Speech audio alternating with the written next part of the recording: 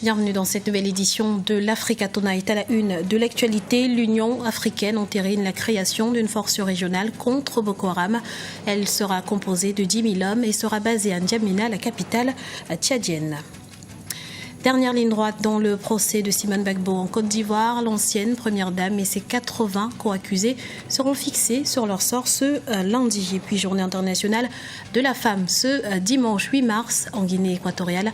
L'événement a été l'occasion de mettre en lumière les femmes au parcours atypique. L'Union africaine adopte le principe de la mise en place d'une force mixte multinationale pour lutter contre Boko Haram. Forte de 10 000 hommes, elle sera constituée des pays du bassin du lac Tchad auquel s'est joint le Bénin. Kekeli Afeto. La force mixte multinationale pour lutter contre Boko Haram vient d'être approuvée par le Conseil de paix et de sécurité de l'Union africaine. Composée de 10 000 hommes, cette force constituée des pays du bassin du lac Tchad, auquel s'est joint le Bénin, sera financée en partie par la communauté internationale. Sa principale mission, éradiquer la secte islamiste Boko Haram. Une volonté déjà affichée lors du sommet sur la sécurité au Nigeria en mai dernier. Le problème Boko Haram a cessé d'être uniquement un problème nigérian. Il est devenu un problème régional, sinon continental. Nous sommes ici pour déclarer la guerre au Boko Haram. On va la poursuivre et on vaincra cette chose terroriste. Nous allons prendre des mesures encore plus fortes pour éradiquer le phénomène Boko Haram. Il y a une forte détermination, donc ne souffre d'aucune ambiguïté, une détermination de faire face à cette situation, une détermination de faire la guerre, une guerre totale au Boko Haram. Ce genre d'actions doivent être combattues et nous le combattrons de toutes nos forces. 3 semaines après que les militaires des pays concernés ont défini le concept d'opération, l'Union africaine a entériné le test et demande à l'ONU d'adopter au plus vite une résolution pour lancer la force. Les observateurs émettent des réserves quant à ce qui concerne l'implication totale du Nigeria, obnubilé par le processus électoral. Il ne faut pas attendre un grand sursaut dans le cadre de cette mobilisation régionale qui est faite en ce moment.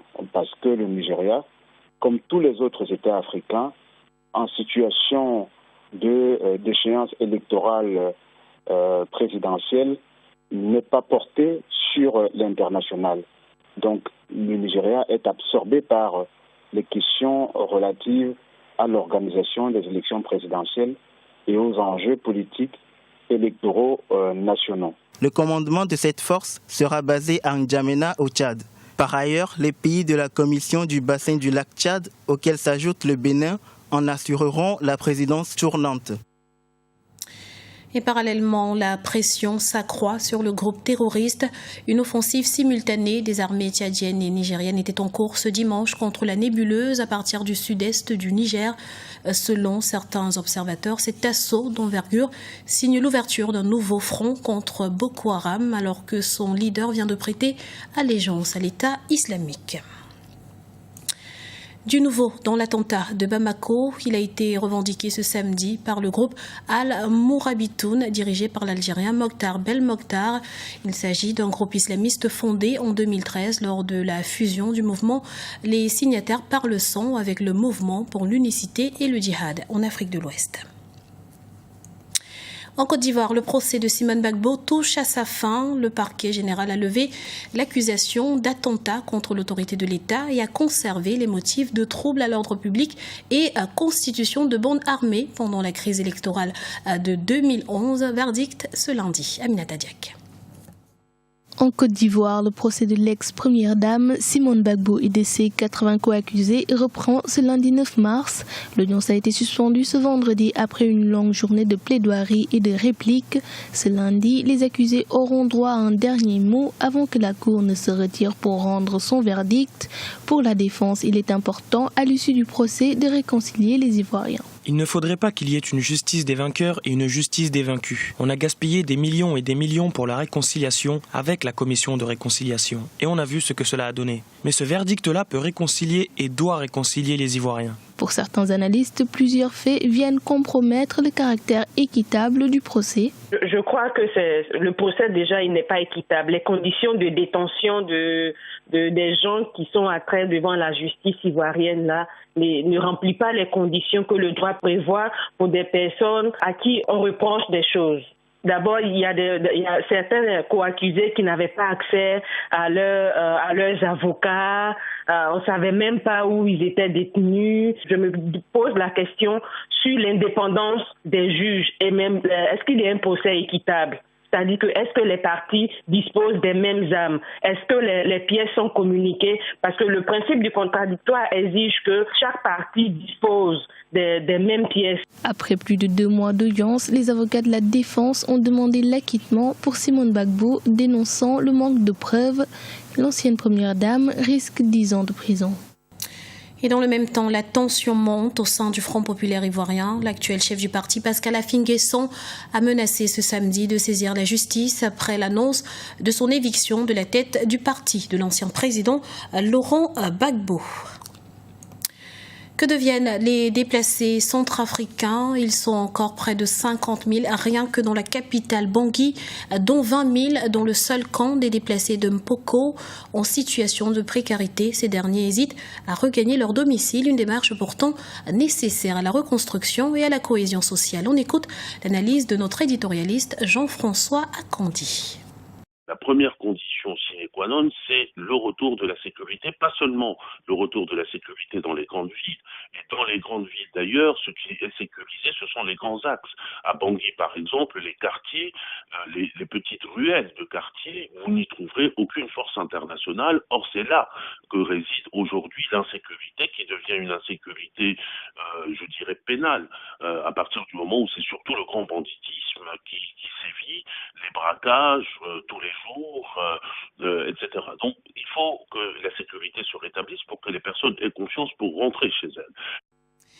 L'actualité de ce dimanche 8 mars, c'est également la journée internationale de la femme. Et à cette occasion, des femmes d'Afrique, cinéastes, artistes, chefs d'entreprise et personnalités ont adressé de nombreux messages d'espoir pour la réalisation des droits des femmes sur le continent. Et bien que des progrès considérables aient été accomplis, de nombreux changements restent à effectuer.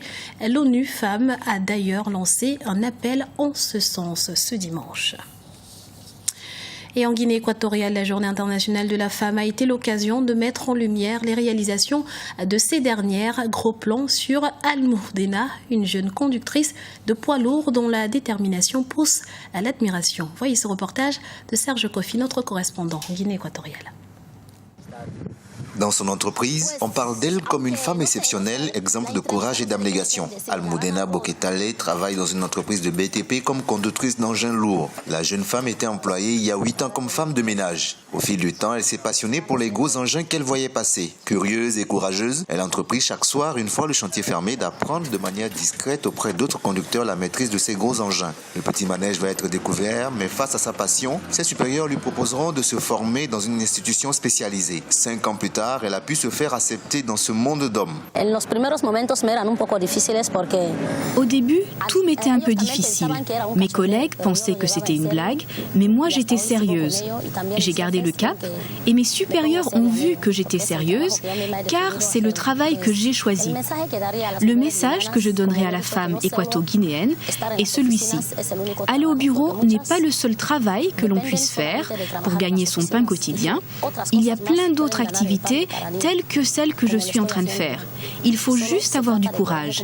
Les premiers jours, les hommes se moqueront de vous en disant que vous êtes folle. Mais après, ils vont s'habituer.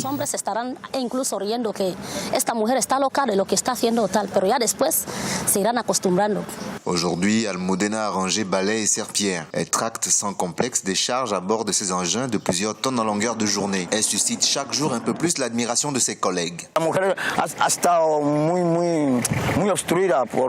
La femme a toujours été bloquée à cause du machisme de l'homme, que ce soit en Afrique ou en Europe. Cela ne fait pas très longtemps que les femmes se sont émancipées. Aujourd'hui, avec le temps qui change, la femme assume des responsabilités hors de la maison. Ici, au sein de l'entreprise, nous lui donnons chaque jour un peu plus de responsabilités. Par exemple, elle peut travailler un jour avec une machine, un autre jour avec une autre machine, car elle a assez d'expérience. En Guinée équatoriale, des exemples tels que Almudena commencent à devenir monnaie courante.